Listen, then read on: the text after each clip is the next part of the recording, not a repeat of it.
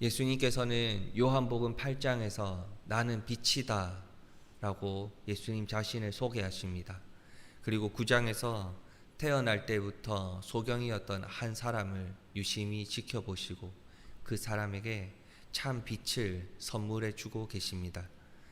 앞을 보게 하시는 아픔의 치료뿐만이 아니라 참 빛으로 오신 예수 그리스도, 하나님이신 예수님을 보고 믿는 은혜를 베풀어 주신 것이지요.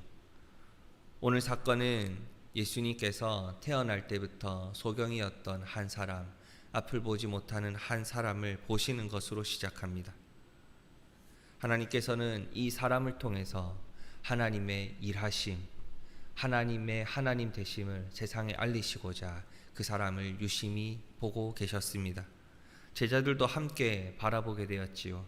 예수님과 제자들의 시선이 그 사람에게로 향하고 있었습니다. 제자들은 예수님에게 이때다 싶어서 그들의 마음 속에, 생각 속에서 뿜어져 나오는 여러 가지 질문들을 쏟아내기 시작합니다. 이 사람이 맹인으로 태어난 것이 과연 이 사람의 죄입니까? 누구의 죄 때문에 이 사람은 태어날 때부터 이러한 아픔을 가지고 태어났습니까? 라고 물어보았습니다. 어떤 선입견을 가지고 질문을 하고 있습니까? 죄를 지었기 때문에, 이 사람에게 죄가 있기 때문에 이런 일이 일어났다, 이런 벌을 받는다라고 생각을 했습니다.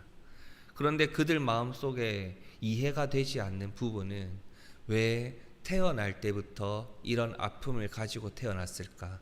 태어날 때부터 이 사람이 이 벌을 받아야 하는 이유가 무엇일까? 그 문제, 이 고민이 해결되지 않았던 것입니다.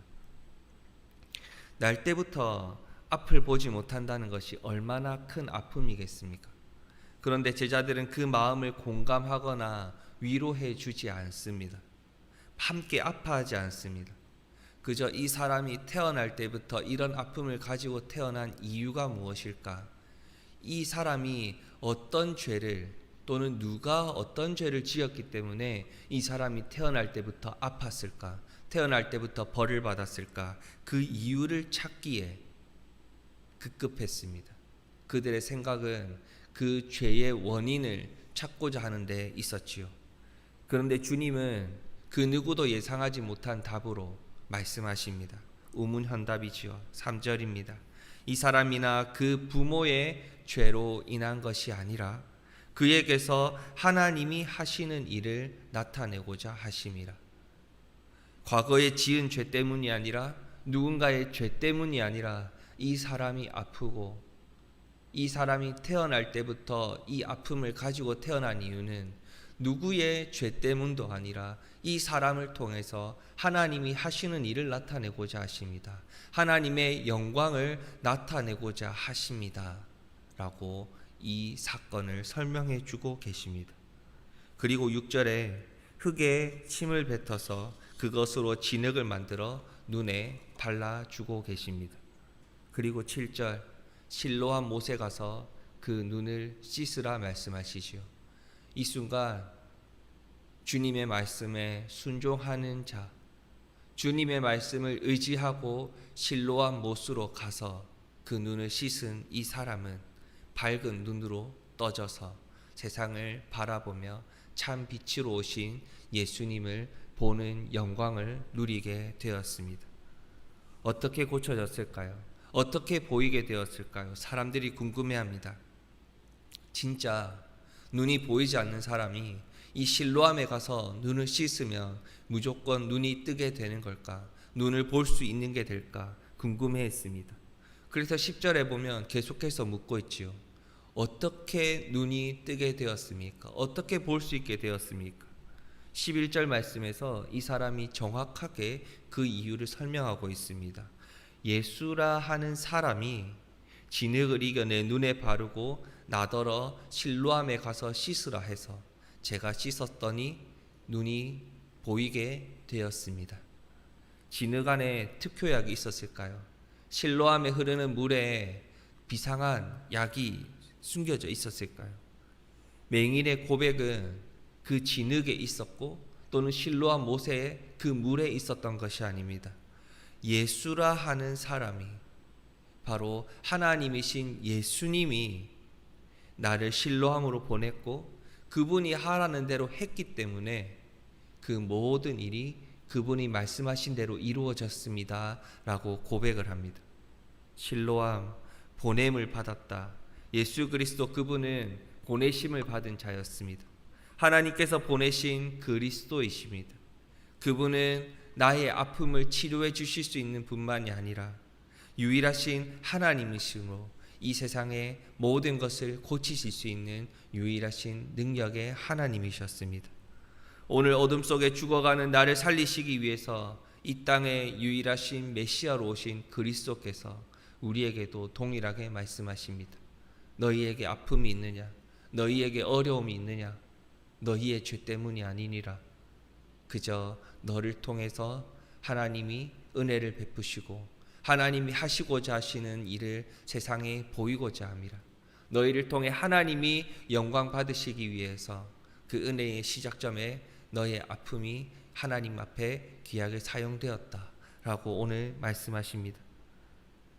예수 그리스도라는 복음을 이 세상에 깨닫게 하시기 위해서 이 자리에서 기도하는 우리를 통해 우리에게 그 복음을 깨닫게 하시기 위해서 그 사람의 아픔을 사용하셨고 그 사람을 고쳐주심으로 우리에게 복음의 메시지를 전해주고 계셨던 것입니다.